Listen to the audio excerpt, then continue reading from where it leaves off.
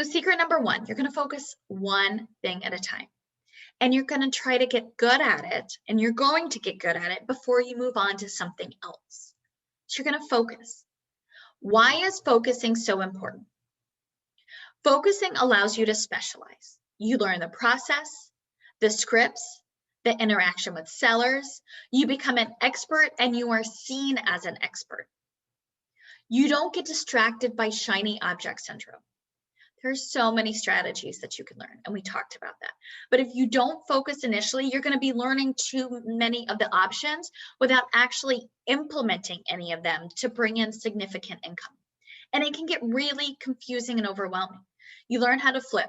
You learn the burst strategy. You learn lease options. You learn sandwich lease options. You learn creative financing. You learn owner financing. You learn subject to. What is it, right? It's really overwhelming. It's too much. So it's too many right out of the gate. So the goal is to focus initially, and then you can learn all these strategies long term, right? So you have to think long term. But in the interim, if you just focus on one, you're going to get really good at that one. And focusing allows you to tweak things. So you can tweak your script. You can tweak your process. You can tweak your marketing because you're just focused on one thing, and then you can see how the results change. But if you're tweaking this, but you're doing a million other things, it's really hard to see what the results and the impact is immediately. Focusing also increases your confidence, because once you learn the script and you know it inside and out, everything's going to feel more conversational. It's going to increase your confidence. You're going to have a more natural conversation.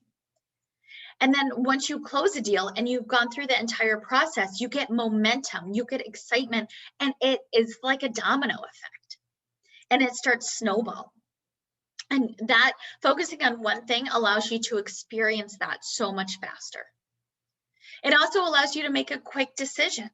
Does this, right? Does this opportunity or does this marketing, whatever it is, does this fit into my business model? Yes or no? It's very simple and straightforward if you're focused on one thing.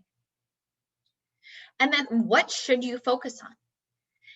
In my humble opinion, wholesaling, absolutely. But I have to say, you have to, and it's my pet peeve, you have to walk into wholesaling as a profession. So what happens is a lot of people try to wholesale with little or no money, and they get caught up into it. Oh my gosh, I can make so much money wholesaling and I don't have to have any money into it, which I think is not accurate. But what happens is they don't give wholesaling the respect it deserves. So they're trying to wholesale without any training or education needed to do it professionally. So in my opinion, I think you should wholesale because that will help you focus, but you've got to approach it from a professional manner. So by wholesaling, what happens is you're going to have so many off-market opportunities come across your desk so that when you're ready to step into other exit strategies, or you're ready to step into other real estate investing strategies, you're going to get first pass at them. So you keep what you don't and you wholesale what doesn't work for you. And it's awesome. So you get the first pass at these properties. And you're able to wholesale real estate investing with minimum risk. You have little to no money out of pocket, besides your marketing or your overhead costs, which we talked about that. But you don't have to worry about financing. You don't have to get insurance. You don't have to, corral contractors. It's very simple and straightforward, and you get your assignment fee typically in 7 to 30 days, depending on the situation and depending on closing. All while never personally closing on the property. You're assigning someone else your position as the buyer. So pretty amazing, right? Yes. So let me ask you, what is your level of commitment to make real estate investing a significant portion of your income in 2021? What is your commitment? With 10 being fully committed, and I'm going to ask you to take a minute and rate yourself and drop the number in the comment below. So drop that in the chat and let us know, how committed are you?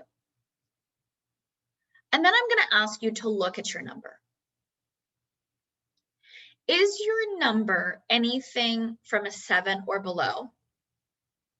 Because if it is, then you have to ask yourself, is this your dream and is this something you really want to focus on, or is this merely a hobby?